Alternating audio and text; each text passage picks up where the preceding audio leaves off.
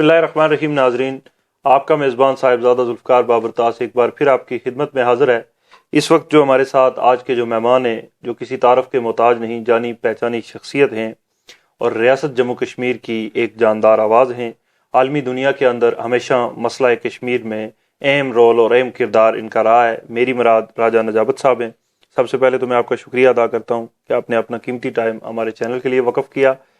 رائے صاحب، مجھے یہ بتائیں کہ ریاست جموں کشمیر کا جو مسئلہ ہے وہ پچھلے 70 دہائیوں سے طویل جدوجہد کے ساتھ آپ نے بھی جاری و ساری رکھا ہوا ہے.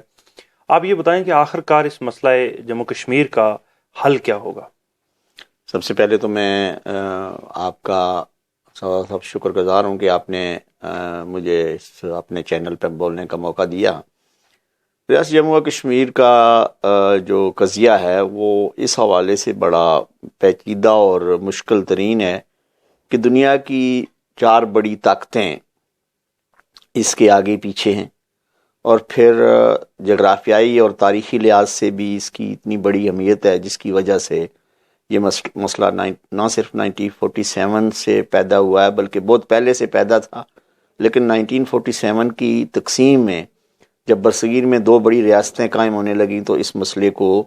ایسے انداز میں چھوڑا گیا تاکہ اس کی نہ صرف باز گشت ریاست جموں و کشمیر کے اندر رہے بلکہ اس کے اثرات دنیا بھر میں پڑتے رہے. تو ریاست کو مختلف حصوں میں بانٹ دیا گیا. 3 حصوں میں بانٹی ہوئی آج کی ریاست 4تھے حصے میں بھی چلی گئی ہے، اس لیے کہ پہلے تو یہ تھا کہ ایک براہ راست حصے پہ انڈیا نے قبضہ کیا، ایک حصے کو ہمارے بزرگوں نے آزادی دلوا کر آزاد کشمیر کی حکومت قائم کی، تیسرے حصے کو پاکستان کی حکومت نے اپنے کنٹرول میں لے کر، اور پھر چوتھا ایک ایسا حصہ ہے جسے کچھ پاکستان نے دیا، کچھ انڈیا نے زبردستی انڈیا سے چین نے چھین لیا. اور آج کی جو صورتحال ہے اس میں یہ سچویشن ہے کہ ریاست جموں و کشمیر ایک تقسیم شدہ علاقہ ہے جس کے 2 کروڑ سے زائد لوگ بھی مختلف ملکوں میں، مختلف علاقوں میں، اور خصوصاً جہاں ان 3 ملکوں میں چائنا، انڈیا اور پاکستان میں تقسیم ہے، وہاں بیرونی دنیا میں بھی 2 ملین سے زائد کشمیری بستے ہیں جو دنیا کے تقریباً ہر ملک میں موجود ہیں. اور 1 ملین تو صرف ریاست جموں و کشمیر کے لوگ برطانیہ میں آباد ہیں، جنہوں نے اپنے ان مظلوم بہن بھائیوں کے حوالے سے جو ریاست جموں و کشمیر کی آزادی کی تحریک چلا رہے ہیں، جس کا آغاز ہمارے بزرگوں نے 1931 سے شروع کیا تھا، اس کو آگے لے کر چلنے کے لیے 1956 میں آل جموں و کشمیر مسلم کانفرنس کے پلیٹ فارم سے برطانیہ اور یورپ کے مختلف ملکوں میں اس تحریک کا آغاز کیا گیا. اور آج تک وہ تحریک جہاں سری نگر میں جاری ہے، جہاں مظفر آباد میں جاری ہے، جہاں پاکستان کے اندر، پاکستان کے باہر اور دنیا بھر میں ہر ملک میں ہو رہی ہے، وہاں برطانیہ کے ہر ایوان میں، یورپ کے ہر ایوان میں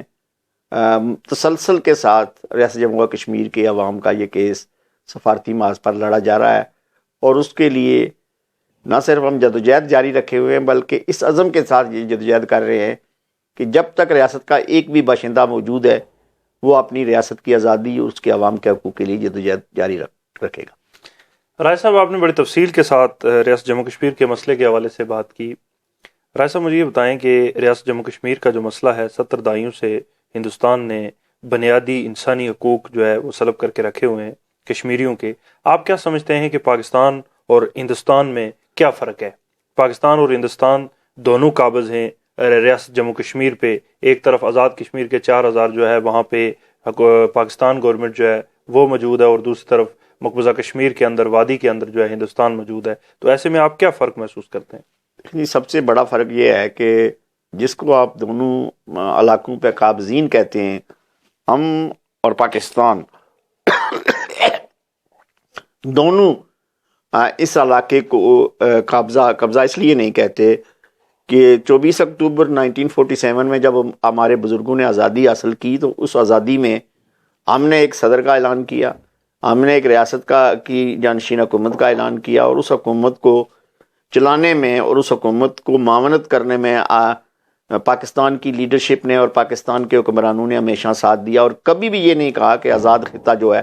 وہ پاکستان کا حصہ ہے یا گلگت بلتستان جو ہے پاکستان کا حصہ ہے، یا ریاست جموں و کشمیر کے مقبوضہ علاقے جو بھارت کے قبضے میں ہیں وہ ہمارے حصے ہیں، بلکہ یہ کہا کہ یہ متنازع علاقے ہیں، متنازع آبادی ہے، متنازع ایشو ہے، اتنا بڑا تنازع ہے۔ اور دوسری طرف بھارت ہے جو حکومت داں میں خود اس مسئلے کو لے کر گیا، لیکن نہ صرف اس کی حقیقت سے انکاری ہے، رائے شماری کرانے سے انکاری ہے، اور سب سے بڑی جو بات ابھی انسانی حقوق کے حوالے سے آپ نے کی ہے، بھارت 47 سے لے کر اب تک ریاست جموں و کشمیر کے 6 لاکھ لوگوں کو شہید کر چکا ہے، ہزاروں ہماری ماؤں بہنوں کی عصمت دری کر چکا ہے، لاکھوں لوگوں کو انہوں نے قید و بند کی صحبتیں دی ہیں۔ آج بھی ہزاروں کے حساب سے ہمارے نوجوان بھارت کی جیلوں میں ہیں، ہماری کشمیری لیڈرشپ بھارت کی جیلوں میں ہے، نظر بند ہے سری نگر کے اندر، کپواڑہ کے اندر، مختلف علاقوں کے اندر، اور پھر بھارت کے مختلف جیلوں میں ہمارے سیاسی لیڈر موجود ہیں، انکلوڈنگ خواتین آسیہ اندرابی ہوئی، شبیر شاہ، یاسین ملک، اور پھر سب سے بڑھ کر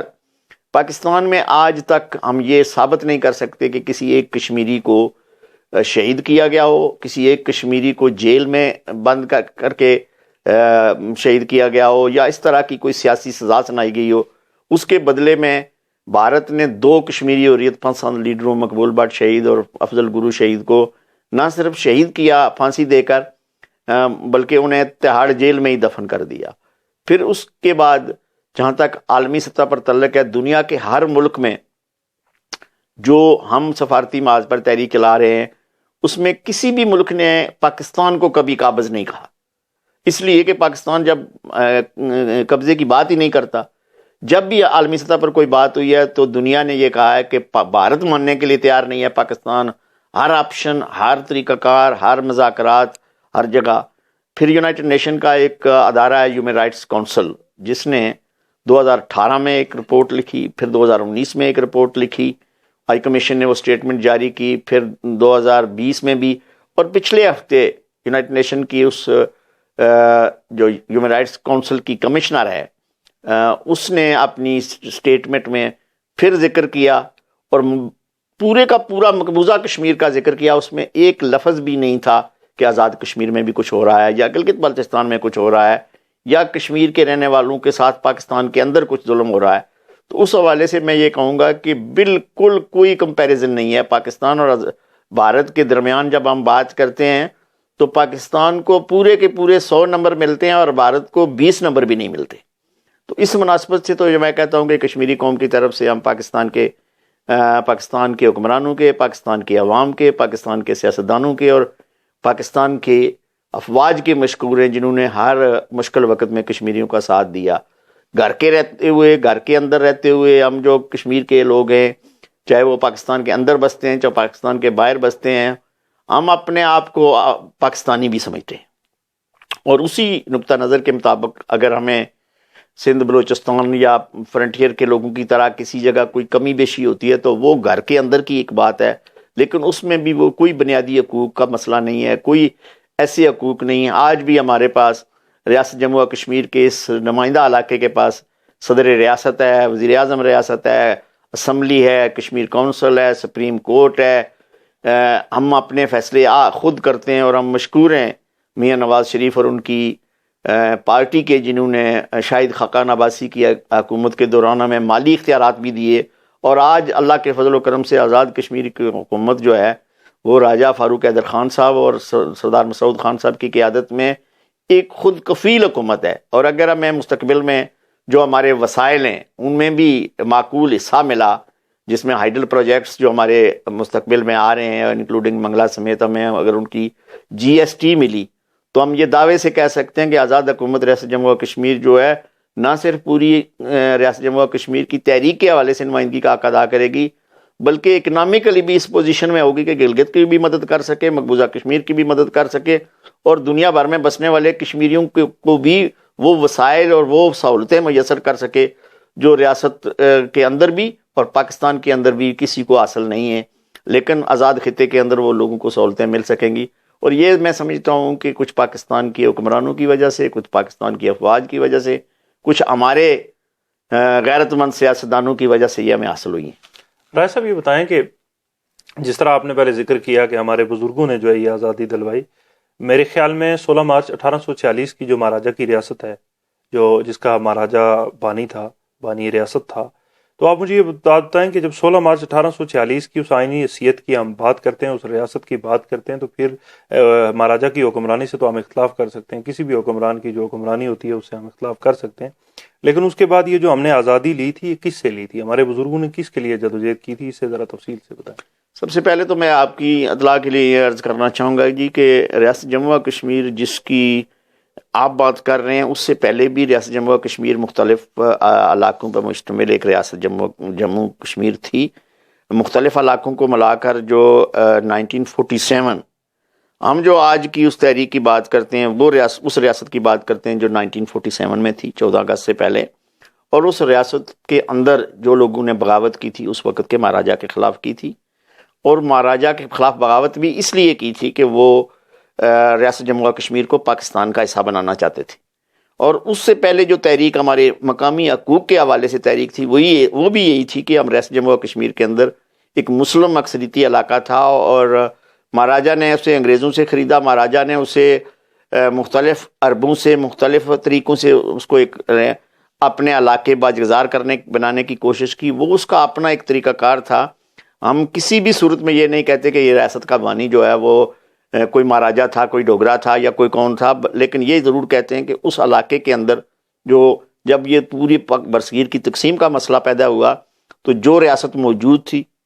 اس ریاست کے اس حصے کو، جس کو ہم آزاد جموں و کشمیر کہتے ہیں، اسے اس علاقے کے لوگوں نے، اور جسے ہم گلگت بلتستان کہتے ہیں، وہاں کے لوگوں نے آزاد کروایا۔ وہاں اس کا گورنر جنرل تو کچھ دن ہوئے تھے گیا تھا، اور وہ بھی اس کو وہاں سے نکالا گیا تھا 14 اگست کے سے پہلے تھوڑے دن گیا تھا، اور نومبر میں وہ بھاگ گیا تھا وہاں سے۔ تو جہاں تک 24 اکتوبر والی حکومت کا تعلق ہے، ہم یہ سمجھتے ہیں کہ اس میں ہمارے بزرگوں کی، اب بہت سے لوگ اپنی اپنی کہانیاں بناتے ہیں، بہت سے لوگ اپنی مرضی کی تاریخ لکھتے ہیں، لیکن جو گراؤنڈ ریالٹی ہے وہ یہی ہے۔ اگر کچھ دوست ہمارے اپنے آپ کو مہاراجہ کا جانشین بنانا چاہتے ہیں، ہم تو مہاراجہ کی اس ریاست کی بات کر رہے ہیں جو اس وقت موجود تھی۔ ہم نہ لیجیٹیمیٹ اس کو حکمران سمجھتے ہیں ریاست جموں کشمیر کے لوگوں کو۔ اگر گلاب سنگھ نے خریدا تھا ہندوؤں سے یا اپنے سکھوں سے یا انگریزوں سے، تو اس کا مطلب یہ نہیں ہے کہ وہ اس کی ریاست ملکیت ہو گئی تھی۔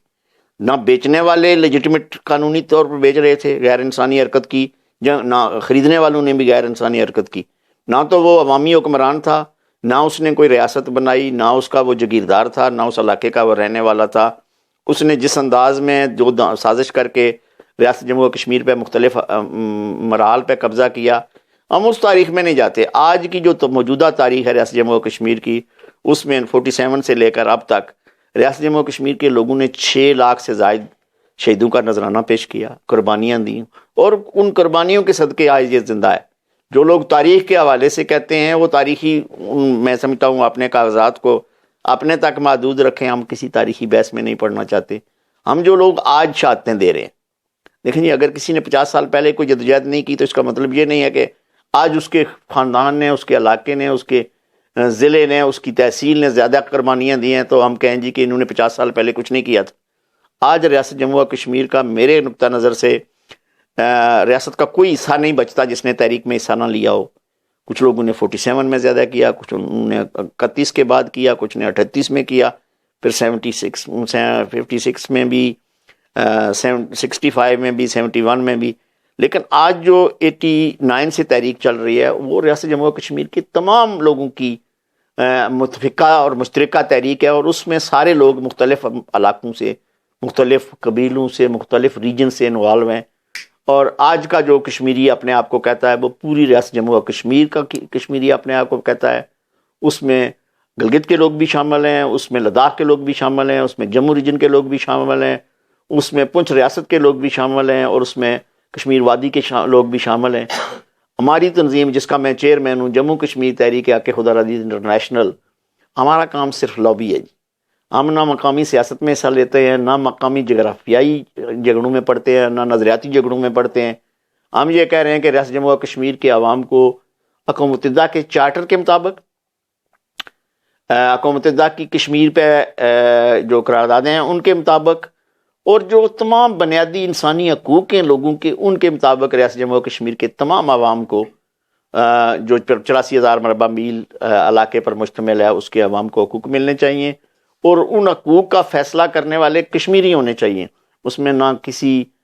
پاکستان کی سپورٹ مداخلت ہونا، سپورٹ ہونا اور بات ہے، ہندوستان کی سپورٹ ہونا اور بات ہے، یا ان کی انوالومنٹ ہے. نیچرلی دو ممالک ہیں براست اس میں ملوث ہیں، وہ فریق ضرور ہیں، لیکن فیصلے کا حق صرف اور صرف پوری ریاست جموں و کشمیر کے لوگوں کو ہے. ایک ریجن، ایک اسمبلی، ایک علاقہ کوئی فیصلہ نہیں کر سکتا، اور وہ کسی صورت بھی تمام کشمیریوں کا مشترکہ فیصلہ نہیں ہو سکتا. رائے صاحب یہ بتائیں کہ 85,806 مربع میل جس ریاست جموں کشمیر کی آپ بات کر رہے ہیں،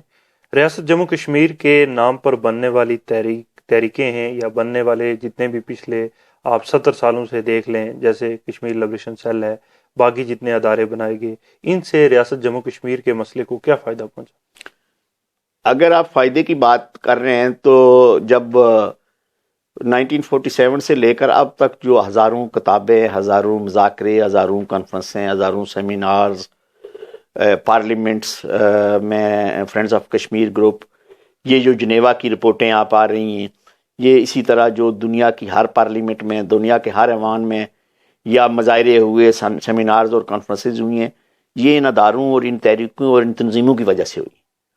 47 سے پہلے مجھے وہ کوئی کشمیری دکھا دے کہ اس نے کیا کیا تھا، اس نے کوئی بڑا کارنامہ سر انجام دیا تھا جس کی وجہ سے یہ ریاست بنی تھی. تو میں سمجھتا ہوں کہ بجائے اس کے، جب ہم نے 2009 میں اس تنظیم کی بنیاد رکھی، میرا تعلق بنیادی طور پر ایک سیاسی جماعت سے رہا ہے، اور اس میں بھی ہم نے 40 سال کام کیا ہے. اس کا اپنا ایک کردار تھا تحریک کے حوالے سے، لیکن ہم نے ڈیسائیڈ کیا جی کہ ہم ان جھنجھٹس میں نہیں پڑنا چاہتے، نہ اس لڑائی میں پڑنا چاہتے ہیں. ہم اپنے کام کے حوالے سے بتانا چاہتے ہیں 2009 سے لے کر ہم نے وہ کام کیا ہے پچھلے 12 سال میں جو ہم پچھلے 40 سال میں نہیں کر سکے.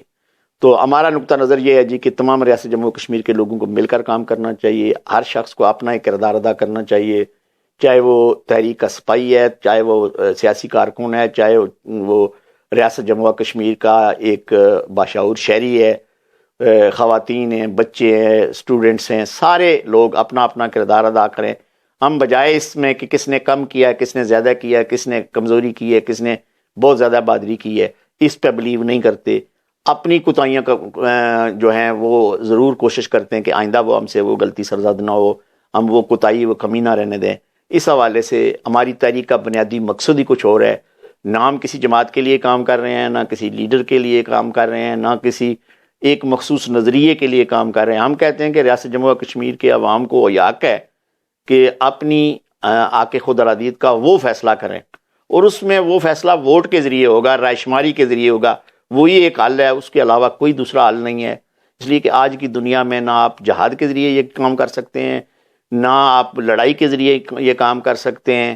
اور پھر باقی اور جتنے طریقہ کار ہیں وہ بھی میں نہیں سمجھتا کہ آج کی دنیا میں تو مذاکرات اور رائے شماری آخری حل ہے ریاست جموں و کشمیر کے عوام کا. اور اس کے علاوہ میں نہیں سمجھتا کہ ہمیں دوسری چیزوں پہ وقت ضائع کرنے کی ضرورت ہے، فروئی معاملات میں الجھنے کی ضرورت ہے، لیڈرشپ پہ تنقید کرنے کی ضرورت ہے، مجاہدین پہ تنقید کرنے کی ضرورت ہے، سفارتی محاذ پہ تنقید کرنے کی ضرورت ہے،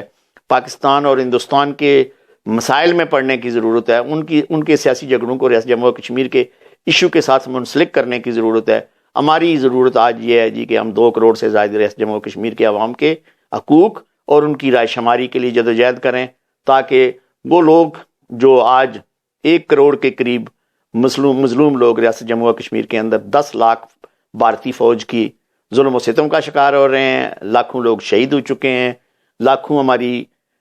بہنیں اور بیٹیاں اور ہماری مائیں بیوہ ہو چکی ہیں، ہزاروں کی عزتیں لٹ چکی ہیں. یہ وہ ساری چیزیں ہیں جن کی وجہ سے میں سمجھتا ہوں ریاست جموں و کشمیر کے ان لوگوں کو جو 1 کروڑ آزاد ہے اور 1 کروڑ جو بھارت کے قبضے میں ہیں، دونوں کو وہ اپنا کردار ادا کر رہے ہیں. اب ہم پہ یہ لازم ہے کہ ہم اپنا حق ادا کریں اور ریاست جموں و کشمیر کی آزادی کی اس تحریک کو پیورلی آزادی کی تحریک بنا کر چلائیں. اس کو نہ یہ سیاسی تحریک ہے، نہ یہ اقتدار کی تحریک ہے، اور نہ ہی یہ کوئی مذہبی جنون کی تحریک ہے. یہ تحریک خالصتاً عوام کے حقوقی تحریک ہے، اور اس تحریک کو چلانے میں سمجھتا ہوں ہر طبقہ فکر کو، چاہے وہ آپ صحافی حضرات ہوں، چاہے مذہبی مکاتب کے لوگ ہوں، چاہے سیاستدان ہوں، چاہے حکومتیں ہوں، چاہے عوام ہو، یہ سب کو مل کر کام کرنا پڑے گا۔ اور اس سلسلے میں سمجھتا ہوں ہماری خوش قسمتی ہے کہ حکومت پاکستان اور پاکستان کی افواج نے کشمیریوں کی ہر سطح پر معاونت کی ہے۔ اندرون خانہ ہمارے دوستوں کو، ہمارے بھائیوں کو ان سے 100 شکایات بھی ہو سکتی ہیں، لیکن میں سمجھتا ہوں کہ اگر کل کلاں ہمارے کشمیری لوگ رائے شماری میں 2 آپشنز ہیں، دونوں آپشنز میں سے اگر وہ ایک آپشن میں جس میں بھی اکثریت حاصل کرتے ہیں اور اس کے بعد بھی اگر کوئی وہ فیصلہ کرتے ہیں، تو پاکستان تو میں سمجھتا ہوں دنیا میں واحد ملک ہے، یا اس کے حکمران ایسے حکمران بھی ہم نے موجودہ حکومت بھی اور سابقہ حکمرانوں میں سے بھی کچھ لوگوں نے کہا کہ کشمیری جو بھی فیصلہ کریں گے ہم انہیں اسے قبول کریں گے۔ اور پھر پاکستان کا کانسٹیٹیوشن 257 کی کلاز کلیئرلی یہ کہتی ہے کہ ریاست جموں و کشمیر کے عوام رائے شماری کے بعد جو بھی فیصلہ کریں گے، جس طریقے کے ساتھ ہمارے ساتھ رہنا چاہیں گے، جس طریقے کے ساتھ پاکستان کے ساتھ علاقہ کریں گے، جو ان کی مرضی ہوگی ہم ان کی پوری شرائط کو تسلیم کریں گے۔ تو یہی میرا نقطہ نظر ہے، یہی ہماری تنظیم کا نقطہ نظر ہے، اور اسی پہ ہم کمپین کر رہے ہیں۔ رائے صاحب، آپ نے تنظیم کے حوالے سے بات کی، پچھلے کافی عرصے سے میں آپ کی تنظیم کا ورک جو ہے پورے پاکستان اور دنیا بھر میں دیکھ رہا ہوں۔ خواتین ڈے کے حوالے سے آپ پروگرام کرنے جا رہے ہیں 8 مارچ کو یہاں اسلام آباد پریس کلب میں، تو خواتین کے لیے آپ کا کیا میسج ہے جو گھروں میں بیٹھی خواتین ہیں اور جن کا معاشرے میں بے شمار خواتین ایسی ہیں جو ظلم و زیادتی کا شکار ہو رہی ہیں، ایسی خواتین کے لیے آپ کا پلیٹ فارم کیا آپ اس پلیٹ فارم کے ذریعے ان خواتین کے لیے میسج دینا چاہیں گے؟ سب سے پہلے تو میں یہ کہوں گا جی کہ ریاست جموں و کشمیر ہو، پاکستان ہو، دنیا ہو، آبادی کے تناسب سے پوری دنیا میں خواتین میجارٹی میں ہیں۔ 2% اکثریت ہے ان کی، یا 3% اکثریت ہے، وہ 51% ہے یا 53% ہیں، لیکن ان کا ایک کردار ہے گھر سے لے کر میں سمجھتا ہوں ہر شعبہ زندگی میں خواتین کے اس کردار میں، جہاں خواتین اپنے گھر میں کردار ادا کرتی ہیں، ملازمت میں کردار ادا کرتی ہیں، سیاست میں کردار ادا کرتی ہیں، بچے پالنے میں کردار ادا کرتی ہیں، اور گھر ایک پورے خاندان کو چلانے میں کردار ادا کرتی ہیں۔ اسی طرح ریاست جموں و کشمیر کی آزادی کی اس تحریک میں بھی خواتین کا ایک بڑا اہم رول ہے۔ آج بھی ہماری خواتین یہاں لیڈرشپ کا رول ادا کر رہی ہیں، وہیں ہم سفارتی محاذ پر بھی ہمیں یہ اعزاز حاصل ہے کہ ریاست جموں و کشمیر کی یہ واحد کشمیری تنظیم ہے جس کی اکثریت عہدیدار خواتین ہیں۔ ہم تقریباً برطانیہ کے 11 ریجن ہیں، اور 11 میں سے 7 ریجن ایسے ہیں جہاں ہماری خواتین جو ہیں وہ چیئر پرسن ہیں۔ ہماری یو کے کی چیئر پرسن خاتون ہے، ہماری ڈپٹی لیڈر جو ہے وہ خاتون ہے۔ اسی طرح سپریم کمیٹی جو تقریباً 50 کے قریب ہے، اس میں 30 سے زائد ہماری خواتین ہیں۔ اور ہم تمام خواتین، بہنوں، بیٹیوں اور بچیوں سے یہ اپیل کرتے ہیں کہ وہ ریاست جموں و کشمیر کے اس کمپین میں سوشل میڈیا کے ذریعے، اجلاسوں کے ذریعے، کانفرنسز کے ذریعے، اپنی پولیٹیکل پارٹی کے ذریعے، اپنے صحافتی پلیٹ فارم کے ذریعے، اپنے سماجی پلیٹ فارم کے ذریعے، اپنے ویلفیئر کے پلیٹ فارم کے ذریعے اپنا کردار ادا کریں۔ اور یہ جو 8 مارچ کا دن آ رہا ہے، جہاں دنیا بھر میں لوگ خواتین کے ریزسٹنس کے حوالے سے دن منا رہے ہیں، خواتین کے حقوق کے حوالے سے دن منا رہے ہیں۔ ہم نے برطانیہ اور یورپ میں بھی یہ دن ہماری تنظیم منا رہی ہے، اور یہاں بھی ہم نے اسلام آباد کے نیشنل پریس کلب کے اندر ایک بہت بڑی کانفرنس رکھی ہوئی ہے، جس میں وہاں بھی 2-3 مرد سپیکرز کے علاوہ ساری سپیکرز خواتین ہیں، میجارٹی وہاں خواتین کی ہوگی۔ آپ یہ کہہ سکتے ہیں کہ 90% خواتین ہوں گی اس کانفرنس میں، اور انشاءاللہ ہماری پوری کوشش ہے کہ جس طرح ہم نے ماضی میں بھی یہ کوشش کی ہے کہ ہر فنکشن میں، ہر سیمینار میں، ہر میٹنگ میں، کوئی ایسی میٹنگ ہماری نہیں ہوتی جس میں خواتین نہ ہوں۔ اور اگر کسی جگہ کوئی کمزور پوزیشن خواتین کی نظر آتی ہے تو ہماری جو خواتین پارلیمنٹیرین ہیں یورپین اور برٹش پارلیمنٹ میں، وہ بھی ہماری ان چیزوں پہ نشاندہی کرتی ہیں۔ اور برملا ہم یہ دعوے سے کہہ سکتے ہیں کہ اس تحریک میں خواتین سب سے زیادہ متاثر ہوئی ہیں، خواتین نے ہی سب سے زیادہ کردار ادا کیا۔ اگر مرد شہید ہوا ہے تو بیوہ خاتون رہی ہے، اگر اس کا باپ شہید ہوا ہے تو بیٹی متاثرہ خاتون ہے، اگر خود خاتون نے فیلڈ میں آ کر کام کیا ہے تو اس کا سارا گھر متاثر ہوا ہے، تو اس میں اس کے سب سے زیادہ اگر کوئی متاثر ہوئی ہیں تو وہ بچیاں ہوئی ہیں۔ تو اس حوالے سے میں کہنا چاہوں گا کہ ریاست جموں و کشمیر کی تحریک میں جب ہم ذکر کرتے ہیں کہ 6 لاکھ شہیدوں نے اپنی قربانیاں دیں، تو شہیدوں میں خواتین بھی ہیں، لیکن ان کے پیچھے رہ جانے والی خواتین جو ہیں اس سے زیادہ ہیں۔ اس میں بیٹیاں بھی شامل کرتے ہیں، بچیاں بھی شامل کرتے ہیں، بہویں اور مائیں بھی شامل کریں تو آپ یہ اندازہ کر سکتے ہیں کہ 6 لاکھ لوگوں کی شہادت جو ہے وہ 15-20 سے اوپر پہنچتی ہے، چونکہ وہ متاثرین ہیں، اور ان کا شہادت سے زیادہ میں سمجھتا ہوں رتبہ اس لیے کہ متاثرین زیادہ متاثر ہوتے ہیں. شہید تو شہید ہو گیا، اللہ کے کام بھی زندہ ہو گیا اور کاز کے اندر بھی زندہ ہو گیا، لیکن جو پیچھے رہتے ہیں ان کے ساتھ جو کچھ ہوتا ہے وہ دنیا میں بہت مشکل حالات سے گزرتے ہیں، اور ایسے لوگوں کا کردار سب سے زیادہ ہے، اور اس میں خواتین سب سے زیادہ ہے. رائے صاحب، آخری کوشچن جو میرا آپ سے ہے، ریاست جموں کشمیر کی عوام کے لیے، اپنی ماؤں، بہنوں، بیٹیوں اور بچوں کے لیے کوئی آخری پیغام جو ہمارے چینل کے ذریعے آپ پیش کریں؟ میں صرف ایک درخواست کروں گا، جیسے میں نے پہلے بھی یہ کہا کہ ہماری یہ تحریک جو ہے اپنے وطن کی آزادی کی تحریک ہے. نہ ہم پاکستان کے لیے لڑ رہے ہیں، نہ ہم ہندوستان کے خلاف لڑ رہے ہیں. اور اس وطن کی آزادی کی تحریک کو جہاں پہلے یہ حقوق کی تنظیم تھی تحریک، وہ اب 47 کے بعد پاکستان کے استحکام، پاکستان کی سلامتی اور پاکستان کے تحفظ کی تحریک ہے. اس تحریک میں اپنا حصہ ڈالیں تاکہ ہم پاکستان کو ایک مضبوط اسلامی اور فلاحی مملکت بنا کر دنیا میں جو پہلی اسلامی ایٹمی قوت ہے اس کو مضبوط کر سکیں. اسی میں کشمیر کی آزادی مضمر ہے، اسی میں کشمیر کا استحکام، کشمیری عوام کے حقوق مضمر ہیں. اس لیے اس تحریک کا حصہ بنیں اور اپنا اپنا کردار ادا کریں. بہت شکریہ رائے صاحب آپ کا، آپ نے اپنے قیمتی ٹائم میں سے وقت دیا. ناظرین، آپ سن رہے تھے راجہ نجابت صاحب تفصیل کے ساتھ ریاست جموں کشمیر کے مسئلے کے حوالے سے، خواتین ڈے کے حوالے سے تفصیلی بات چیت کر رہے تھے. اپنے میزبان صاحبزادہ ذوالفقار کو اجازت دیجیے. خدا حافظ.